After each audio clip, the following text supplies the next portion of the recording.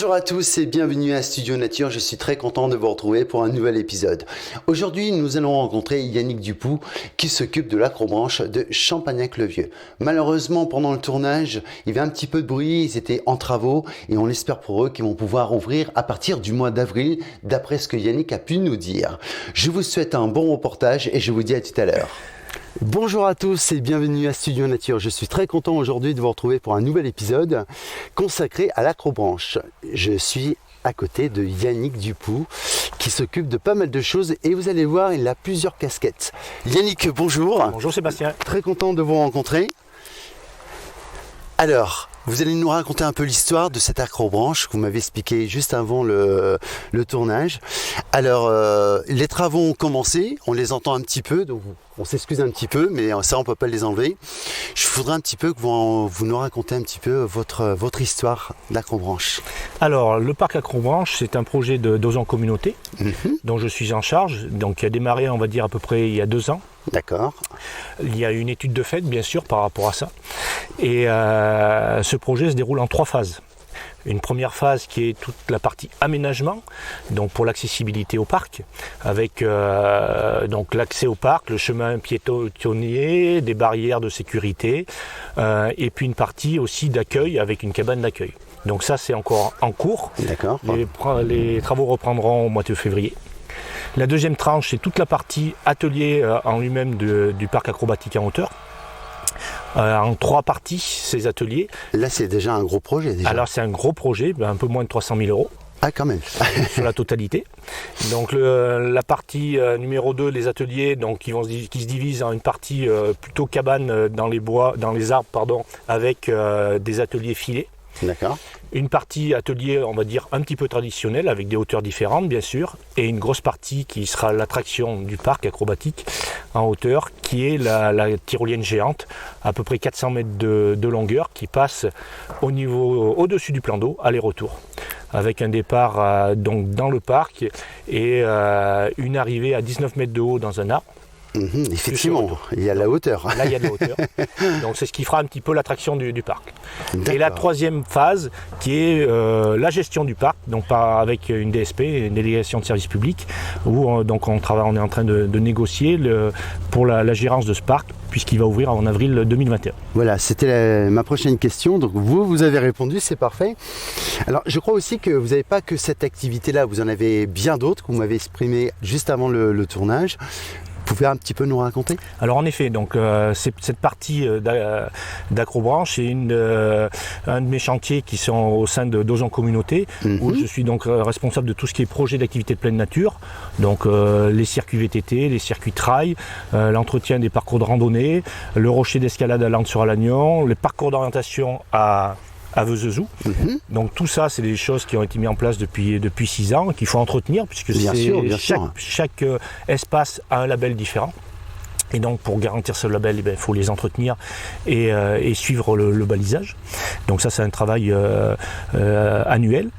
Et puis donc les nouveaux projets, donc en l'occurrence le parc acrobatique en hauteur de Champagnac, le projet départemental qui est le circuit VTT, la grande traversée de la Haute-Loire, qui passe par notre espace VTT. Donc on a 44 km de balisage à faire, qui devrait être inauguré pour automne 2021.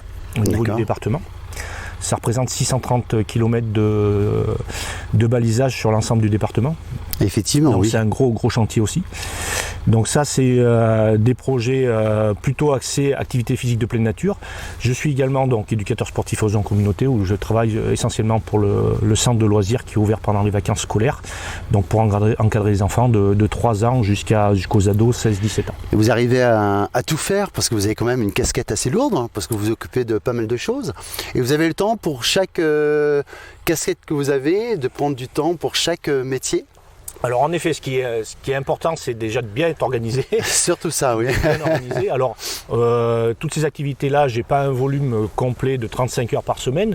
Ça représente pas un volume complet de 35 heures. Donc, ce qui me permet de pouvoir gérer d'autres choses à côté dont je vous parlerai après. Mais c'est vrai que c'est une question d'organisation. Alors, tout est un peu lié parce que lorsqu'on est éducateur sportif et qu'on propose des activités aux enfants, dans mon cas, je propose des activités essentiellement de pleine nature. l'intérieur. Et bien sûr que les circuits VTT, on est allé faire du vélo dessus. Bien sûr que les parcours de randonnée, on est allé également dessus. Le rocher d'escalade, je les emmène régulièrement, les enfants du centre de loisirs, pendant les vacances sur le rocher d'escalade. Et là, on profitera bien sûr du parc Acrobranche également. Donc il y a un lien entre toutes ces activités. Et est-ce que vous pensez qu'au mois d'avril, tout sera prêt? Alors, on va croiser les doigts, mais il n'y a pas de raison. Il n'y a pas de raison que ça ne soit pas prêt. Le seul petit problème que l'on peut avoir, c'est au niveau de l'aménagement et de la cabane d'accueil, c'est si l'hiver est très très rigoureux, puisque bon, ça arrive. Ça peut arriver. Si on a un hiver très, très rigoureux, puisque c'est prévu en février, on peut être peut-être un petit peu retardé. Mais bon, je pense que pour les vacances, le parc pourra être inauguré. Et ça pourrait durer combien de temps? Si c'est vraiment ça commence en avril, ça va jusqu'en août, septembre? Alors l'objectif d'ouverture du parc, c'est des vacances de Pâques et aux vacances de Toussaint. Avec pendant les vacances vraiment scolaires, donc ouvert bien sûr tous les jours, en accès libre ou sur réservation. Et entre chaque vacances scolaires, c'est-à-dire on va dire mai, juin et septembre, donc sur réservation, alors les week-ends et sur réservation. Puisque les scolaires viennent souvent des mercredis après-midi ou des mercredis même en semaine, avec certains profs de gym, ils amènent des groupes faire cette pratique, parce que ça reste une pratique sportive. D'accord. Est-ce qu'il y aura des tarifs? Parce que c'est quand même important de le savoir. Alors bien sûr qu'il y aura des tarifs. Alors les tarifs varient en fonction forcément de l'âge. Bien sûr. Puisque les ateliers sont en fonction de l'âge, et également de la taille, parce que la taille est importante, tout simplement pour réussir à s'accrocher par rapport au câble le câble de vie. Alors vous m'expliquez justement en parlant de câble qu'il fallait quand même avoir un poids assez déterminé. Alors le poids il est important surtout pour les tyroliennes et notamment la tyrolienne géante où là il y aura certainement un âge limite et certainement un poids limite puisque 400 mètres de tyrolienne, vous comprenez bien que si on fait 100 kg ou si on fait 30 kg, la vitesse d'arrivée ou alors on n'arrive pas du tout jusqu'au bout sera différente. Il sera un peu ennuyant d'arriver au plein milieu du... Tout à fait. Après, de là, ce sera un peu embêtant. Et puis sauter directement sur le plan d'eau, mais c'est pas très recommandé. Surtout quand même ça fait haut, parce que vous m'avez expliqué quand même ça partait de... On le verra tout à l'heure après ce reportage-là, vous allez voir qu'on a filmé un petit peu le parcours qui se trouve en forêt. Déjà ça part haut, mais ça arrive quand même à 19 mètres. Faut pas avoir le vertige, dites-moi. Ah, c'est le parcours acrobatique en hauteur, hein, l'acrobranche, vaut mieux pas avoir le vertige. Moi, c'est sûr, je le ferai pas. Je vous rassure, on est en totale sécurité maintenant avec ce qu'on appelle une ligne de vie continue. Donc à aucun moment, j'insiste bien là-dessus, le pratiquant ne peut se décrocher. C'est très sécurisé, quoi. Oui. Ah, ça c'est super bon à le savoir parce que c'est vrai qu'il faut que ça soit quand même bien entouré. Et j'avais une autre question. D'accord, ça va être ouvert, je veux dire, pour toutes les personnes qui vont venir de l'extérieur, bien sûr. Alors, je vois qu'il y a un camping qui est juste à côté. Est-ce que vous allez faire des tarifs particuliers pour des gens qui sont en vacances, je veux dire, en camping ou autre? Alors, j'allais y venir. Tout ce qui est, donc, pour les tarifs, ça sera en fonction des âges, forcément. Donc, ça, c'est le gérant qui va définir ces tarifs, bien sûr. Après, nous, on demande, lors de ce DSP, de faire un tarif préférentiel aux habitants de la communauté de communes. Très bien. Puisque forcément, c'est un projet qui est pris en charge par la communauté de communes. Donc on veut que les habitants de la communauté de communes profitent de cette activité-là. D'accord. Et donc il y aura un tarif préférentiel pour les habitants de zone communauté. Après le camping, ça sera à lui de gérer directement avec le gérant du parc. Oui, bien sûr, de s'associer ensemble. De s'associer pour faire, peut-être un tarif préférentiel pour ces campeurs et ces résidents, bien sûr. Mais ça sera à lui de voir en direct avec le parc. Ça j'imagine bien.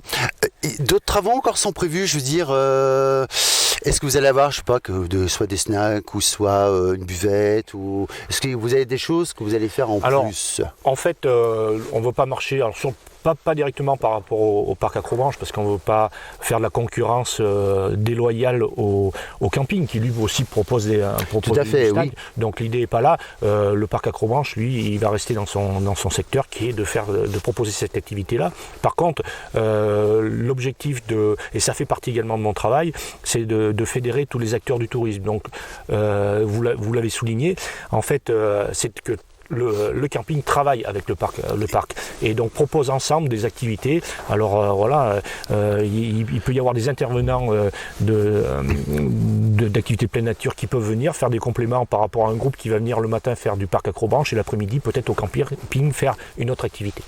Eh bien, Eh ben, vous voyez qu'à Champagnac, on ne s'ennuie pas, il y a toujours quelque chose à faire.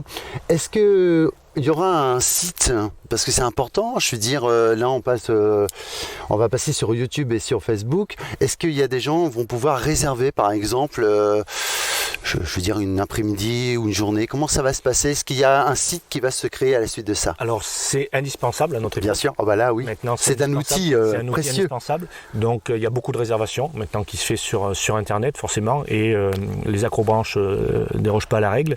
Donc en fait, en effet, le gérant va mettre en place un site Internet.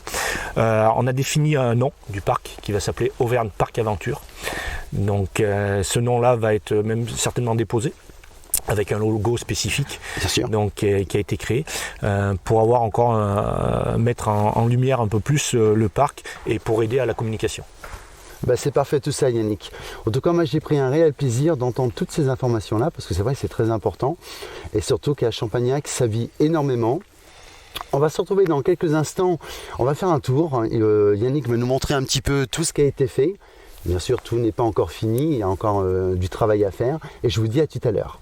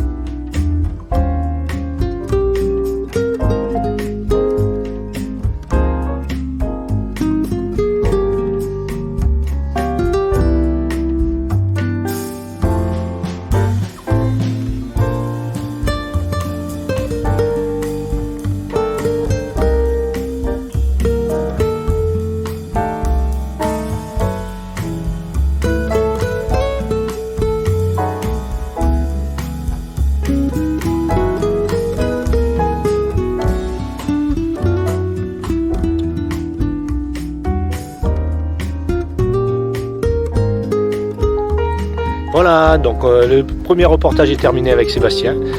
Nous nous retrouverons pour la suite en espérant de vous voir au mois d'avril pour l'inauguration du parc Acrobranche. À bientôt. Merci beaucoup Yannick, on se retrouve très bientôt et bien sûr pour un nouvel épisode. Au revoir et bonne journée à tous. Au revoir.